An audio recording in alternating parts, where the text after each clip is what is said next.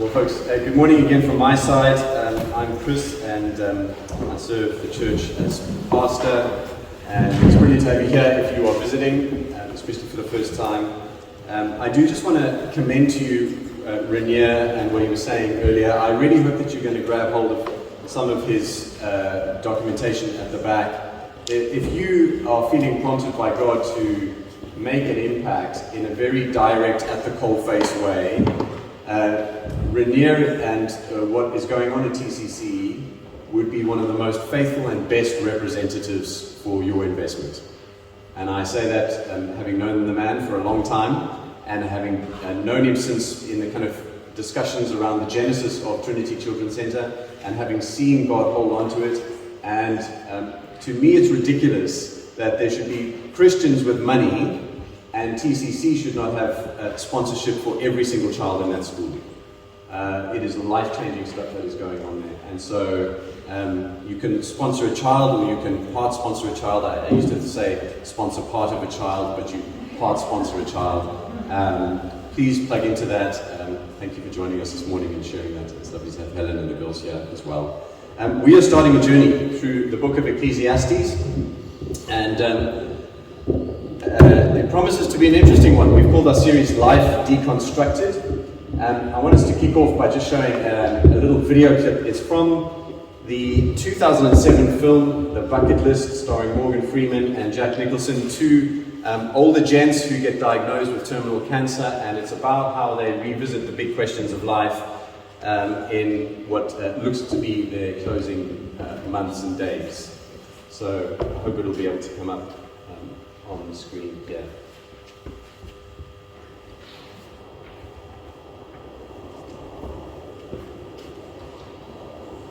Edward Perrin Cole died in May.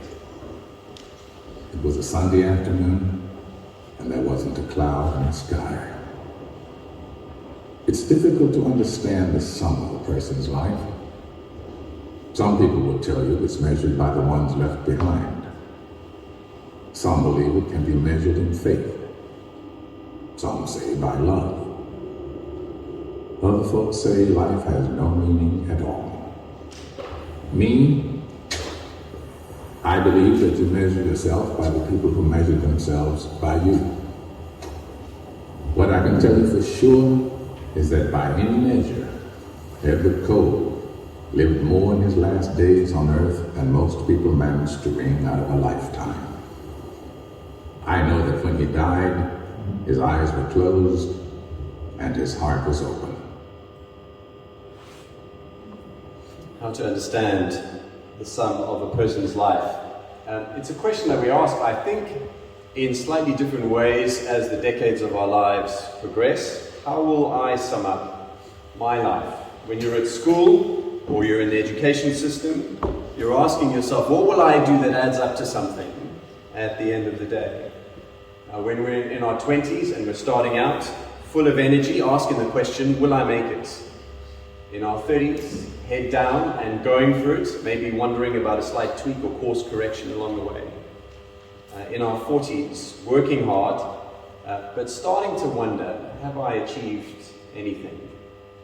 50s, I need a nap. That one's hit me in my 40s, actually. In our 60s, what now? In our 70s, settling into and rather enjoying retirement and kind of looking back, maybe wistfully. In our 80s, how long have I got left? How to measure life depends on what we think life consists of in the first place. To Morgan Freeman's point, will we be measured by faith or love, or what it is, how many other people will measure themselves against us? Or maybe life has no meaning at all. If you have the wrong measure, then we will calibrate wrongly, both in terms of our efforts in the first place and in terms of our assessment of ourselves as we sum up our lives. Measuring life involves hard questions. Morgan Freeman spins it positively. I wonder if you noted it. Jack Nicholson's character, he says, Edward Cole lived more in his last days on earth than most people manage to wring out of a lifetime. Subtext, Edward Cole spent most of his life living according to the wrong measure. and only changed it right at the end. I'd venture to say that most of us, at least for some period of our lives, use the wrong measure. And so we all need to be recalibrated, which requires us asking difficult questions of ourselves. The kind of questions that teenagers are not scared to ask about life and about meaning. But ones which, as we grow older, and we feel like we've settled at answers and we've set our life on the tracks accordingly, we're scared to reopen. Because often it would be too disturbing to the patterns that we've settled into. The book of Ecclesiastes has two people who will be our guide as we go through these types of questions. The one who gets by far the most airtime, we're introduced to in verse 1. He's called the preacher, the son of David, the king in Jerusalem. And it's not necessarily so, but it's likely that he is the biological son of David. He is Solomon, King Solomon, but he's not called that throughout the book, and so you can have Solomon kind of drift into the background. He's described as, the word is kohelet, which means preacher or teacher. Literally it means collector. He's collecting empirical evidence, research, as he looks at life. And he's inviting us to track with him as he goes about his research. And to ask him the question, as he investigates, how did that work out for you, Kohelet? Was there any merit in that? And so we get to journey with Kohelet, and we're invited to put ourselves in his shoes. In one way, he's not relatable at all. He's a man with vast wealth and resources, and he has all of the options open to him in his pursuits. But in another way, he is very relatable. He's going to ask the questions that we would ask if we were in his shoes, and which we try to ask in our own little way. But there's another layer, another character, and you'll notice, I guess, behind what's written there in verse 1, there's that there is an editor, there is somebody who is reviewing what the preacher, what Kohelet is saying, somebody who's going to quote him. And every now and then, especially at the end of the book, he'll dip in and he will comment. He's like the supervisor who's reviewing the research of the PhD student producing the thesis, who's got the bigger perspective and is able to assess what Kohelet has to say. And so verse 2, Kohelet declares his findings. And I hope you'll track on the handouts. If that's helpful to you, it'll give you a little bit of a steer as to where we're going. He declares his findings. Vanity of vanities, says the preacher. Vanity of vanities, all is vanity. The Hebrew word that he uses there is hebel, and it's not an easy word to translate into English, but it is everywhere in the book of Ecclesiastes. It's 5 times there in verse 2. It's bookends, chapter 12, verse 8 as well. Vanity of vanities, all is vanity. Around 30 times in the book as a whole. It is a dominant thought. And as I say, it's difficult to translate. Sadly, I think the NIV has done us a disservice, the New International Version, very popular version of the Bible, which says meaningless, meaningless. Everything is utterly meaningless. It's done us a disservice. I think it almost certainly does not mean meaningless. It's true that life can feel meaningless. It can be like the teenager that I spoke to, I think just over a week ago, who asked me the question, well, what's the point? What's the point of it all? All we get to do is have a job to make money to live, or to make money for other people. What's the point to us? In a rather cynical moment. All we do is work to stay alive. And so the universe can feel pointless. It can feel like life has no meaning. But that is not what the preacher is saying. Hebel is not meaningless. Probably the most literal and accurate translation of Hebel is breath or vapor. And it's commonly translated that way through the Bible. So Psalm 39, verse 5 and 6, Behold, you have made my days a few handbreadths, and my lifetime is as nothing before you. Surely all mankind stands as a mere breath, Hebel. Surely a man goes about as a shadow. Surely for nothing, Hebel. They are in turmoil. Man heaps up wealth and does not know who will gather. Or Psalm 144, O Lord, what is man that you regard him, or the son of man that you think of him? Man is like a breath, Hebel. His days are like a passing shadow. And so vapor is the thing that you see. It's a cold winter morning, you walk outside, you breathe, and you can see your breath. The vapor that comes out, it's a physical thing, it's there, it's real, but it is kind of fleeting. After a while it melts away, very short period of time. And if you were to try to grab at it, well, it's also insubstantial. It eludes your grasp. Life is insubstantial and it is temporary.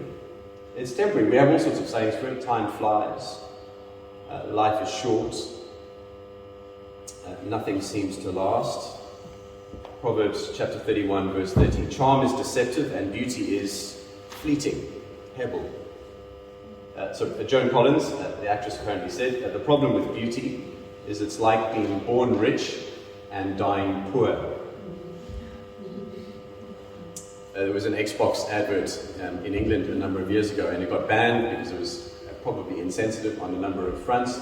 It starts in the maternity ward of a lady giving birth, and the baby boy is born, and all of a sudden it starts shooting. It shoots out of the building and then arcing through the sky on this big trajectory over the earth, but zoomed in on the little boy, he starts to age and becomes a teenager, and then a young man, and then an older man, and then a very old man.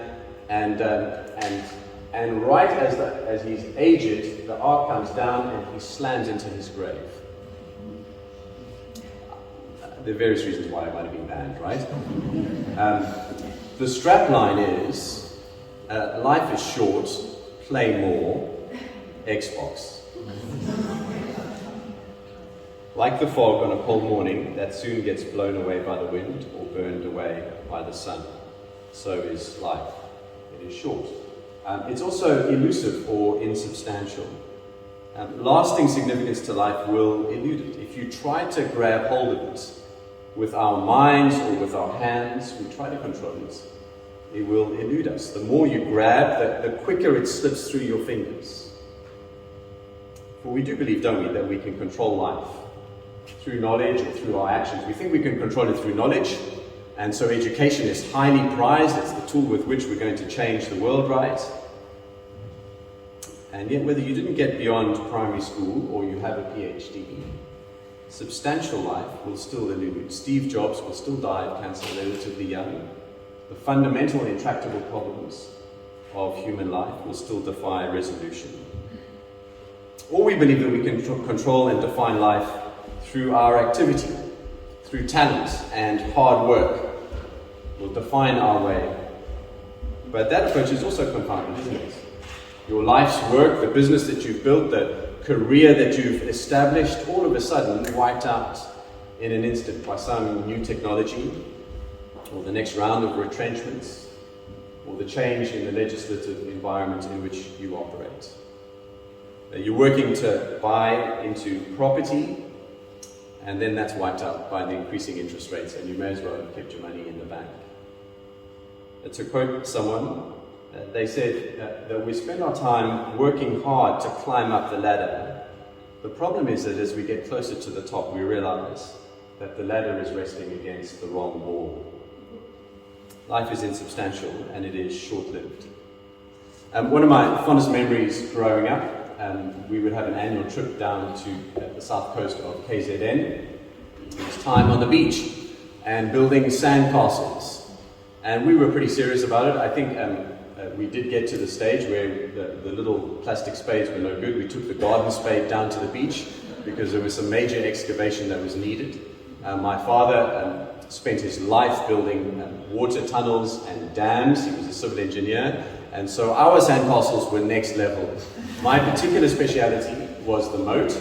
I invested a lot of time and care into the moat, and so you would dig out, excavate huge amounts of soil as this kind of ditch to protect the castle in the middle, and then you would take all of that soil and you'd pile it up as a wall to protect it from the sea, right? Well, I'm afraid to say that I don't think any of my sandcastles, magnificent as they were and impressive as they were, are still standing on that beach today. In fact, within a couple of hours, they were gone. Not under our control, only there for a short time. Very soon, no trace that we were even there.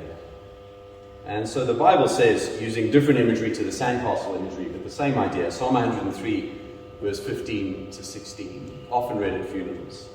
As for man, his days are like grass.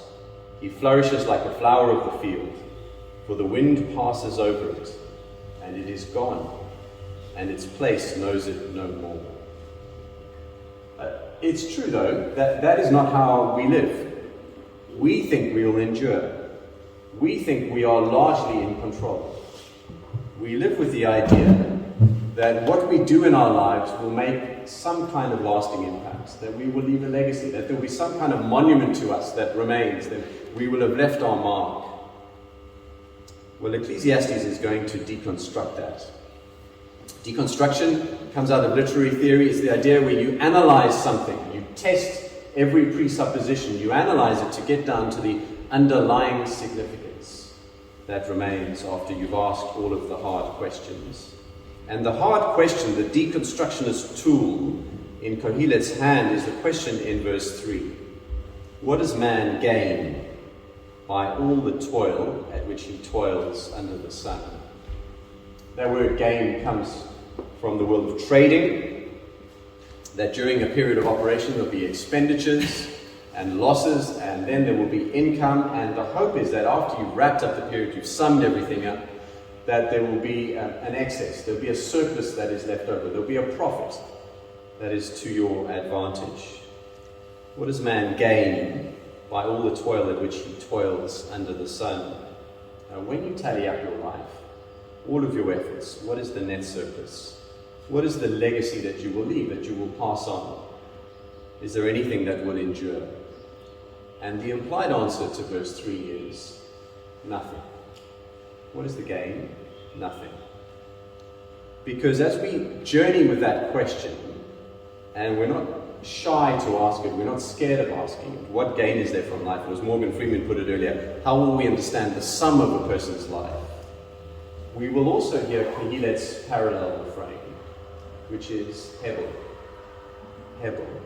From his empirical research, not meaningless, but short-lived and elusive.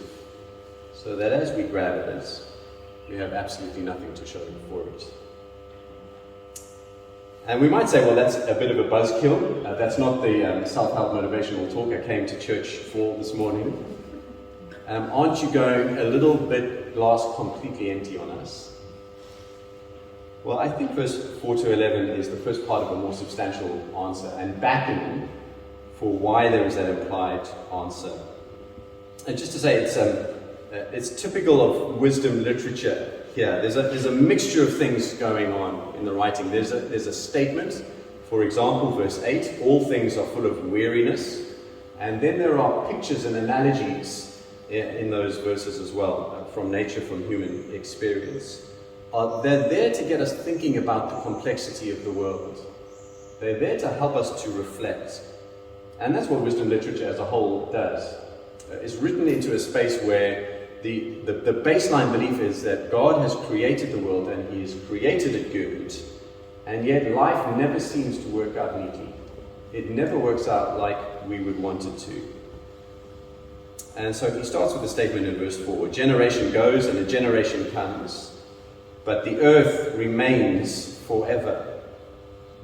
He's inviting us to consider your life against the sweep of human history.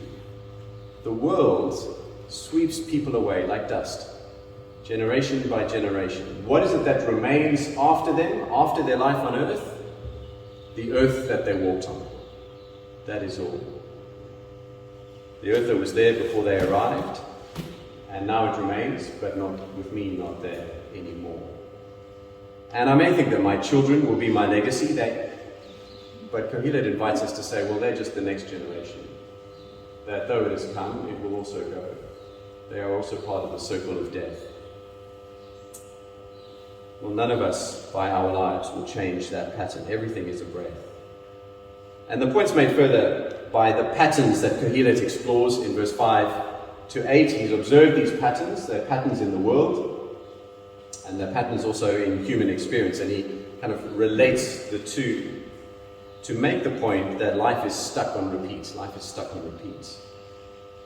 Just a note, a side note, probably, to say that the nature of literature in the Bible, the medium often relates to the message, often mirrors the message.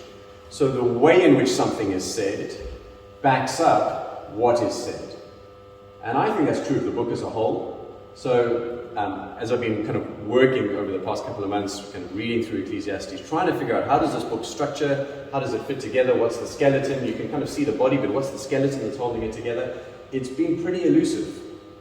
It's hard to pick down. It kind of heads in one direction, and you think you've got it, and then it kind of doubles back on itself. It's elusive, and I think that's deliberate, because the message of the book is, well, often meaning is elusive.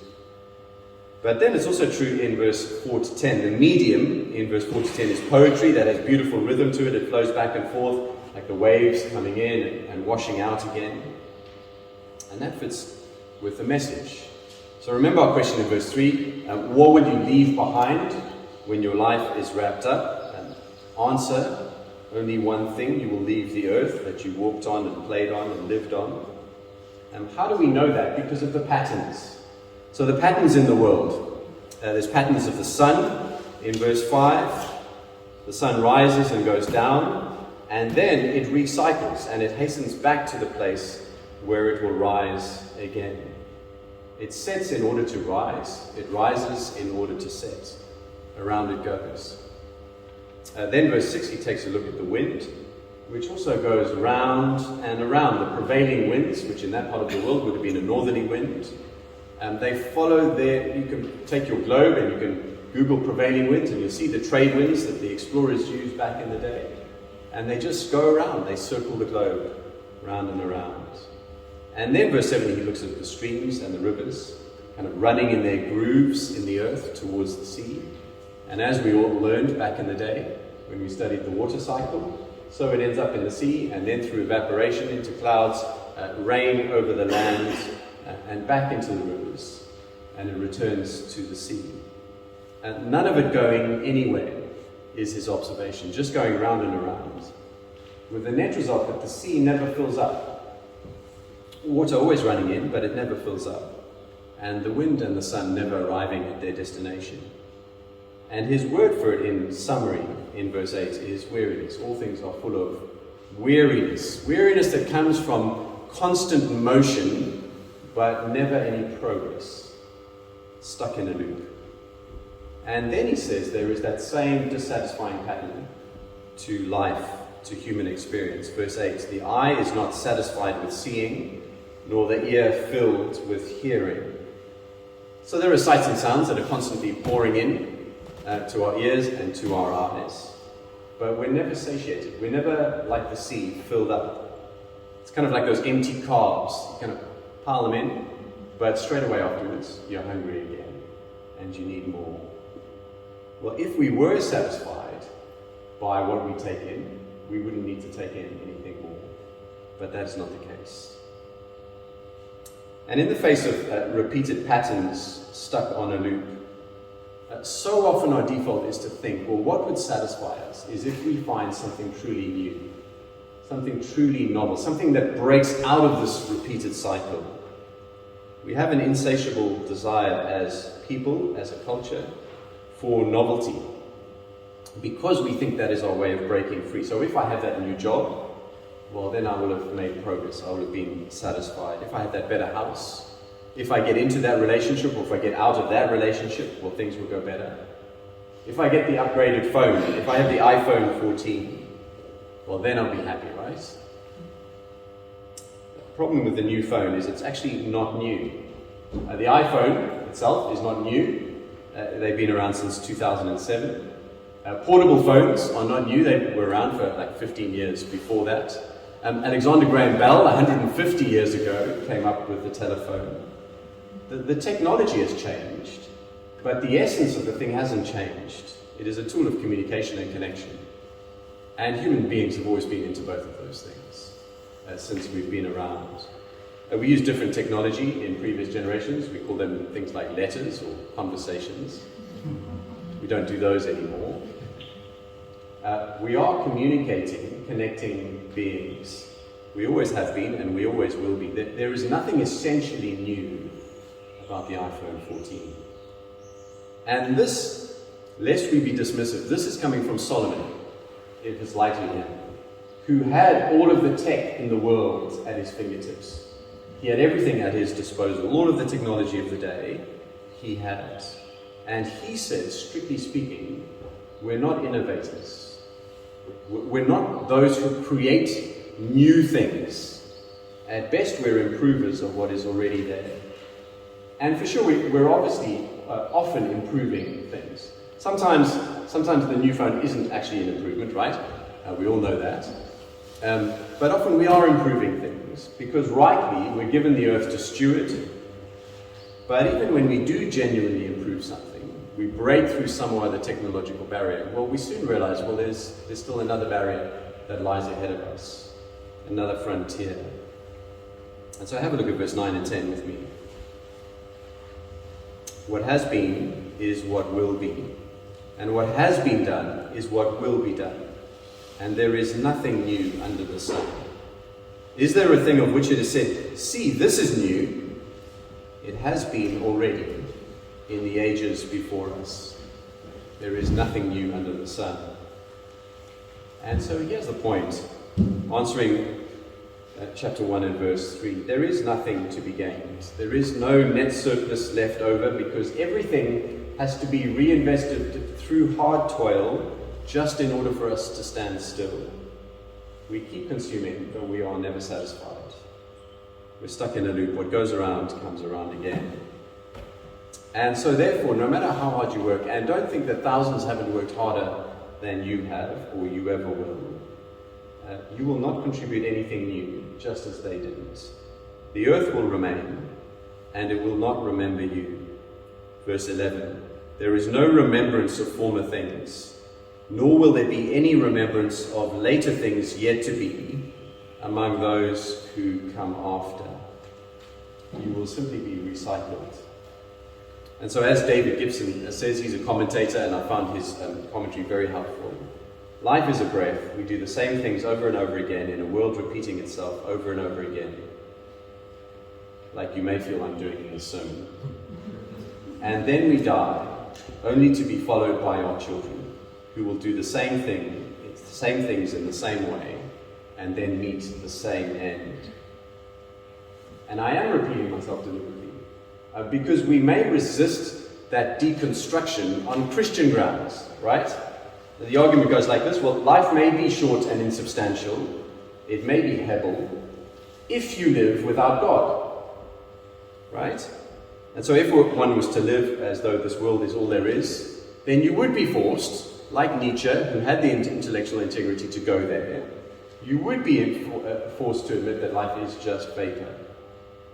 And so some theologians argue that when the preacher speaks of life under the sun, that phrase, that'll come up again, that what he's talking about there is life lived without God. And the argument goes, well, then surely Christians look at life differently. If Jesus is in the picture, then doesn't that change absolutely everything? And it is true that Christ, who is the author of life, comes to give life abundant, life to the full. And there will be more that is said on this in the weeks ahead in Ecclesiastes. But we mustn't dull the impact of what is being said here. That will and it should alter our perspective. It will speak to the issue of the impact that we have and the idea of newness. But in these verses, that the preacher is not deconstructing life without Christ. He's not analyzing the life of the secular humanist, the one who believes that man is the measure of man, man has within him the solution to all of the problems that mankind has. He is not saying that life is insubstantial and temporary and stuck on a loop if you're not a Christian. He is reporting what the world is really like for everyone. This is a letter written to God's people, and he is saying this to them. And so if we're to be competent with regards to the reality of life, the realities of life, I think that was Tim Keller's definition of wisdom, competence with regards to the realities of life, able to live in the world as it really, really is, then we need to be honest about what real life is like. And the reality is all of us live under the sun. That's the stage on which we will all live out the entirety of our lives. Life now, for as long as this world lasts, during this time frame, this side of eternity, this is what life is like. And so we need to refuse ourselves the option of taking the easy out, the easy pat answer. Our teenagers will see through us if we don't have that integrity. The preacher is goading us. Chapter 12, verse 11. He uses a picture that a goad was a stick with a nail through it, a spike with which you would hit something to make it move. He is goading us in order for us to take our heads out of the sand and stop living according to a pretend world that we have in our minds. Because, and the book is going to take this further, if you don't understand that life ends with death, then you will never learn how to live. A death that wipes out all possible gain, even if you've managed to accumulate something, your death will undermine that and remove it. Edward Cole, I think, got a glimpse of that in The Bucket List, the movie. Confronted by your death, you rethink what living is about. He lived more in his last days. You will never be competent with regards to realities of life. If you live pretending to yourself, you won't die.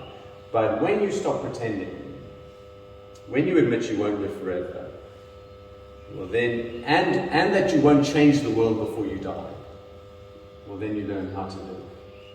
That pretending happens in our culture, it happens in our own lives. It happens when we buy into our culture's doctrine of the inevitability of progress. That's a big doctrine in our culture. That given time, given technology, we will be able to be on this trajectory of progress and deal with all of our problems. The movement is fast, there is perpetual motion to that doctrine, but there is no progress. We are still dealing with the biggest problems today in just as big a way as we were 100 or 200 or 500 years ago. We pretend to ourselves, if the kids turn out okay, that's progress. If I get the job, if I live in the right place, or if I'm in or out of that relationship.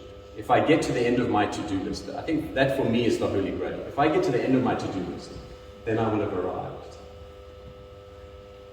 Then it will not be verse 8 weariness.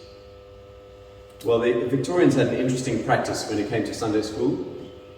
In fact, we've done this with your kids right now. We've taken them for a walk down the roads and they're heading towards Vincent Pallotti.